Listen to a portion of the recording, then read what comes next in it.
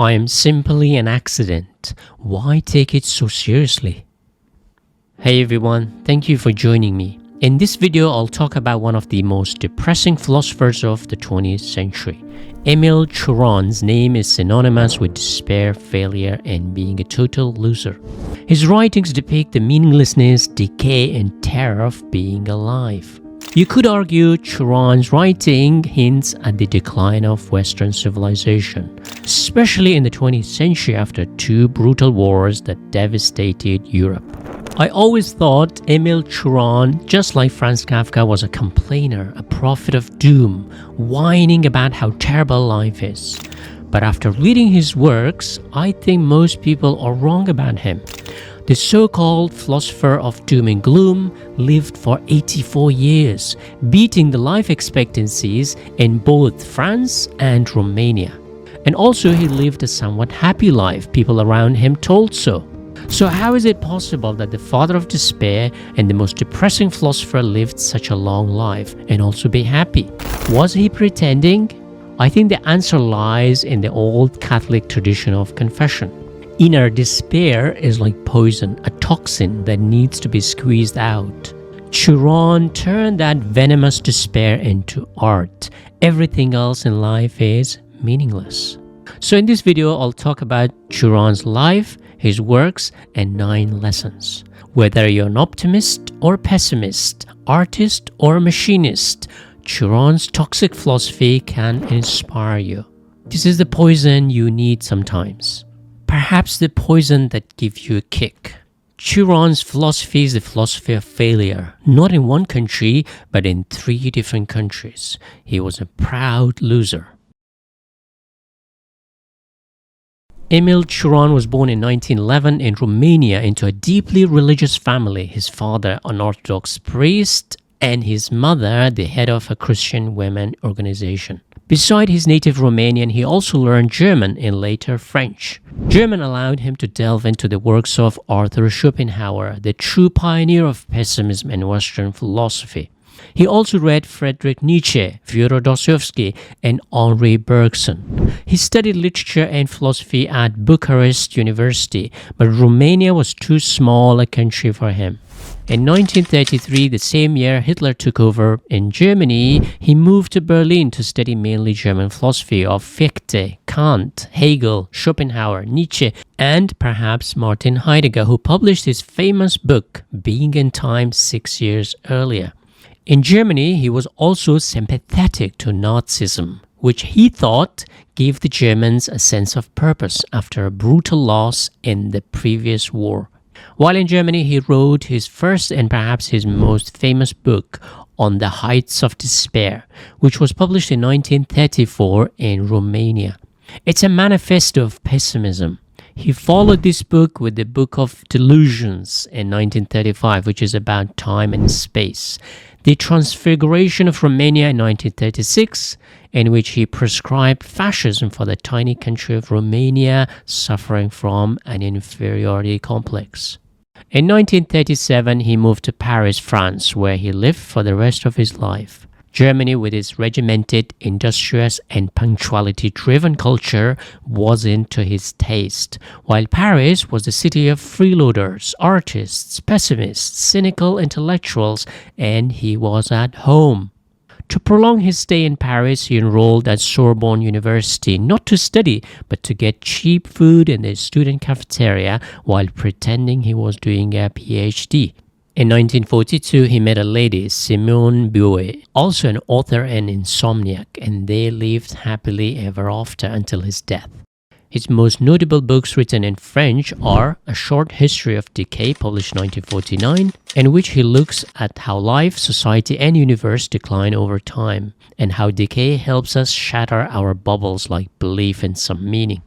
In 1973, he published his other most famous work, The Trouble with Being Born, in which he talks about the pain of existence. And finally, in 1987, he published History and Utopia about power, authoritarianism, and the psychology of isolationism in Russia.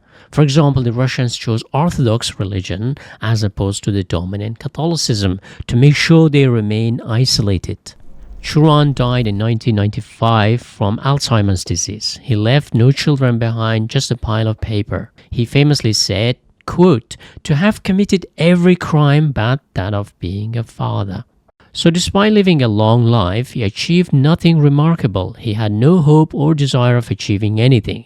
His writing wasn't to make him famous, but to squeeze out the poisonous despair building up inside him.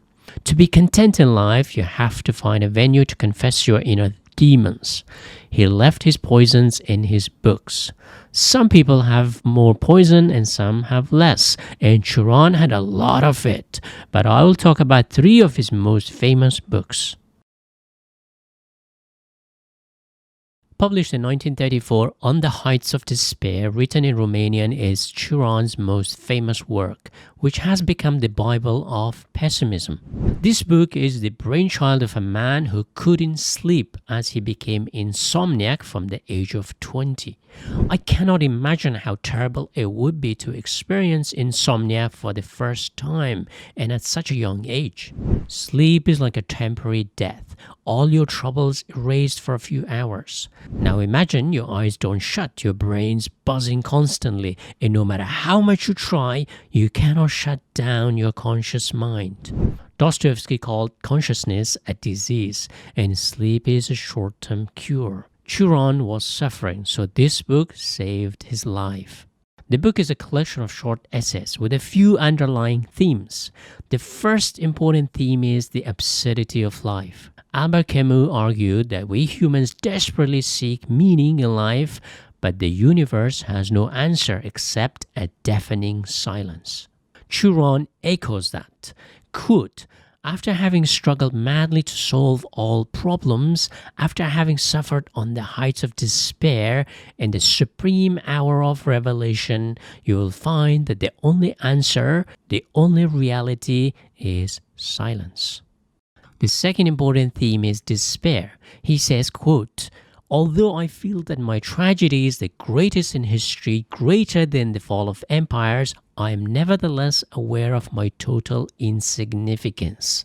I am absolutely persuaded that I am nothing in this universe, yet I feel that mine is the only real existence. We're hopeless creatures abandoned on a rock that spins around the sun at an ungodly speed, and there's nobody here to rescue us from this exile and isolation. It is as though the universe experiences its despair through us. Schopenhauer said that we are the eyes and ears of the blind will, a monster that rules the universe. The will itself has no interest in our happiness or our fulfillment, but the fulfillment of its own." And finally, the theme of death runs throughout the book. Since life has no meaning and nobody would come to rescue us from our existential despair, the only thing that stops us from dying is work. Work is an escape from life and death. For Cioran, it was writing, quote, "Once you have reached the limits of life, having lived to extremity, all that is offered at those dangerous borders, the everyday gesture and the usual aspiration lose their seductive charm. If you go on living, you do so only through your capacity for objectification, your ability to free yourself in writing, and from the infinite strain. Creativity is a temporary salvation from the claws of death." Published in 1949 in French, A Short History of Decay is about how everything is heading towards decline. This is true about our life. As we age, our body decays. This is also true about society. It flourishes and then declines. The same is true about the universe. In other words, nothing lasts forever. We are all on one-way street that ends in death. It's a journey of suffering until you suffer no more. This is why meaning cannot be found, because everything decays. There is no progress, so to speak, but decay and decline. According to Cioran, being alive during the social decay allows people to doubt things and develop cynicism. Prosperous periods in history make you delusional by shielding you through a belief in a bubble called hope, which he calls a slave's virtue. Belief is nothing but self-deception that there is such thing as a better future or progress, while we all know that everything is heading towards decay and destruction. The decline in belief is the flourishing of intellect. Societies and civilizations rise and fall, a cycle that has continued since the dawn of humanity and will continue for the rest of human existence. One can argue that Cioran's work captures the early signs of decline of the West. Basically, he confronts us with the uncomfortable truth of existence and argues that it is better to be fully aware than burying your head in the sand. This is an insomniac who cannot shut his eyes talking about his poison. Published in 1973, The Trouble with Being Born is about the pain of being alive. We are led to believe that life is such an amazing thing and we have a duty to achieve something great. Cioran, however, says no matter what you do or what you achieve, the end comes to nothingness. So instead of racing against time to achieve things, let time pass. Quote, granted, I'm not doing anything, but I see the hours go by, which is better than trying to fill them. Cioran says we want to succeed in life not because we have a limited life or we're afraid of death. Our ambition to achieve things shows we are afraid of life itself. The fear of death is in fact the fear of being born. Quote, we are not racing towards death, we are running away from the catastrophe of our birth. We are survivors struggling to forget it. Fear of dying is only the projection into the future of a fear that dates back to our first moment of life. Life is an accident and death is inevitable, so why take them seriously? Since life has no meaning, we have no choice in both birth and death. That is precisely the reason to live. We are here in exile, stuck between birth and death, and we might as well complete our sentence here at a leisurely pace. There is no point to hurry towards death or hurry in life. Don't race against time, but let time pass you. Emil Cioran, as the greatest philosopher of pessimism, is paradoxically very optimistic. He went so far into despair to the extremities of pessimism that he actually touched optimism on the other side. It's like if you dig deep enough on the ground, you hit water, and then deeper still, you hit fire. Then again, if you survive, you dig deeper, you reach the other side where you can breathe oxygen again. That sums Cioran's life and writing. Quote, life is the privilege of mediocre people. Only mediocrities live at life's normal temperature. The others are consumed at temperatures at which life cannot endure, at which they can barely breathe, already 1 foot beyond life. The fact that he lived for 84 years should tell you something about him, because in France, the average man lives 82 years, and in Romania, it is 75 years. So Cioran, despite being the most pessimistic man of the 20th century, lived longer than the average man. So in the next 9 lessons, I will tell you about Cioran's philosophy that you shouldn't take life too seriously. Cioran was 23 when he first published his most famous book, On the Heights of Despair. He was adamant that if we have no reason to live, then there is no reason to die either.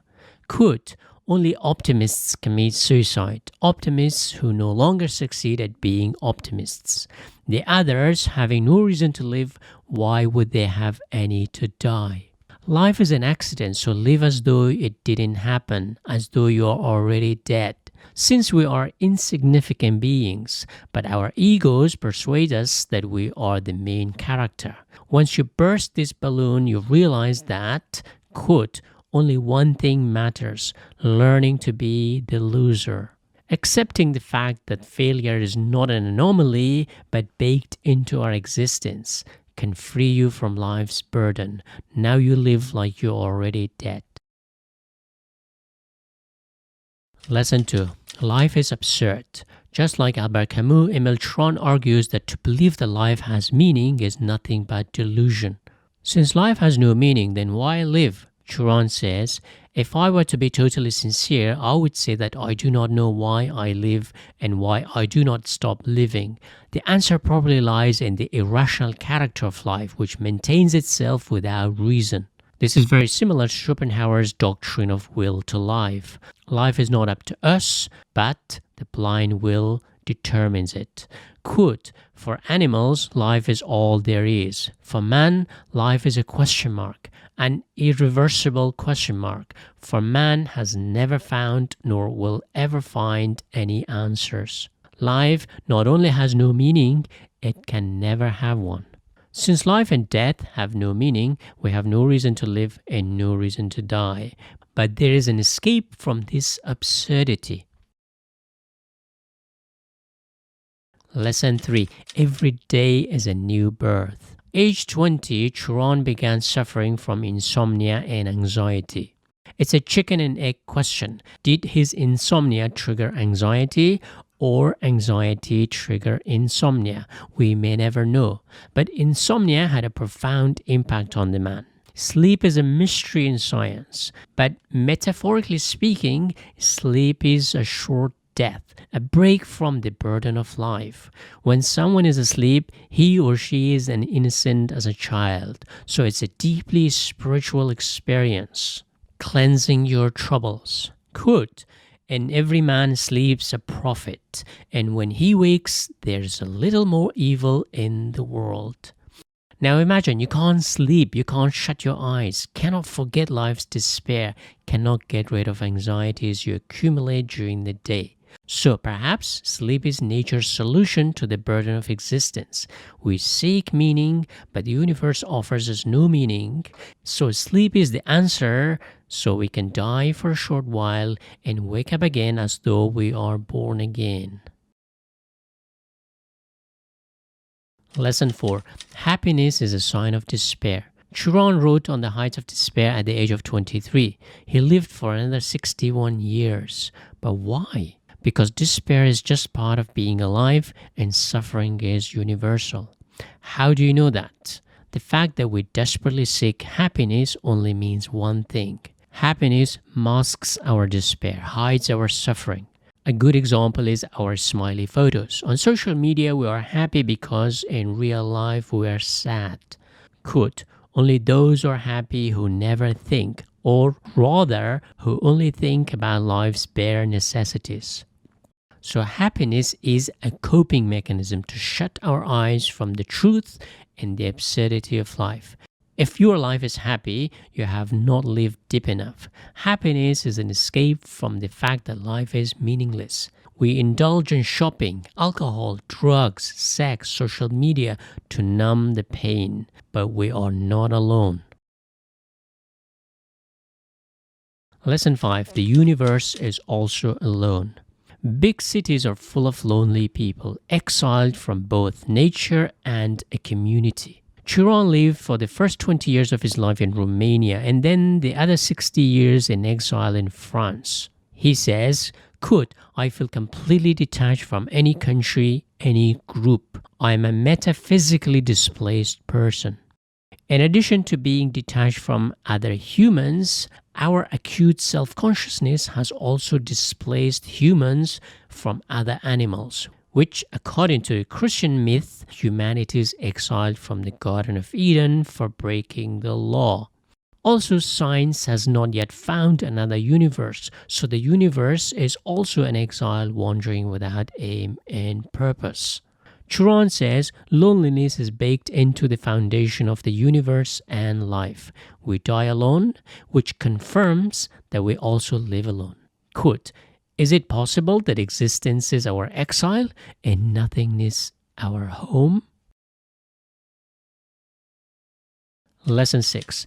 Cynicism is a sign of life. For Cioran, our belief, religious or ideological, is like a bubble, a blind, a curtain that shields us from the deeper truth and keeps us from thinking. If there is God, then He wills everything. If the future is bright, then we must strive. As a nihilist, Cioran believed in nothing permanent. Just like a true Frenchman, he questioned everything. Cynicism, he says, shows signs of vitality and life. Cynicism bursts the bubble to see what's beyond the horizon. The common criticism leveled at cynics is that they don't build civilization, because cynics think there is no point in building one, as it will inevitably crumble one day. Cioran says exactly. Cynics are smarter because there really is no point. In his short history of decay, he argues that when society declines, it bursts many bubbles. Decay and decline allow us to think that there is no meaning in any belief. Lesson 7. No point in trying. Most people seek to find a purpose or a meaningful path in life that also makes them happy. Cioran says, no matter which way we go, it's no better than any other. It's all the same whether you achieve something or not, have faith or not, just as it is all the same whether you cry or remain silent. In other words, all possibilities have been exhausted and all roads lead to meaninglessness. So don't try. Quote, why do men insist on achieving something?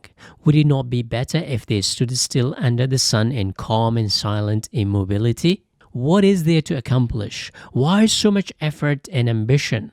Man has forgotten the meaning of silence. Cioran lived as a freeloader or close to it, happy to get free food like Diogenes, the ancient Athenian homeless philosopher. Why? Because ultimately everything crumbles. History is just full of ruins. Lesson 8. Suffering is like poison. Buddhists believe that suffering is woven in our DNA. Whoever lives must suffer. But for Cioran, suffering is not harmless. Quote, the venom drawn out from suffering would be enough to poison the whole world in a bloody eruption bursting out of the volcano of our being. There's so much venom, so much poison in suffering. Among Christians, and to some extent among Buddhists too, suffering is seen as saintly, as at times beautiful. Cioran disagrees. Suffering is not beautiful. The only way suffering is beautiful when it is in silence. Music and laughter come the closest as cures for suffering. Quote, I live because the mountains do not laugh and the worms do not sing. We humans can sing to the mountains and laugh at the worms for being early to be caught by the early birds. Cioran channeled his venom drawn from suffering into his writing. Lesson 9. Writing is a distraction from life. Quote, I don't understand why we must do things in this world, why we must have friends and aspirations, hopes and dreams. Wouldn't it be better to retreat to a faraway corner of the world where all its noise and complications would be heard no more? Then we could renounce culture and ambitions. We would lose everything and gain nothing. For what is there to be gained from this world? Despite his despair, writing was Cioran's savior from the monotony of life and the sleepless nights. If sleep is our escape from life, writing was his cure, his healing. Cioran confessed his despair and anxiety to the world, so the people around him found him to be a happy person. By writing, he was depoisoning himself. It was his antidote to life's suffering. In the same way, venomous animals only use their toxins on others. It doesn't kill them, but only protects them so they live longer. Emil Cioran grew resistant to the toxicity of life by writing about it. Despite being one of the most toxically potent philosophers, his immune system developed resistance, and that's why he lived a happy life. So his writing was his defense mechanism. Thank you very much.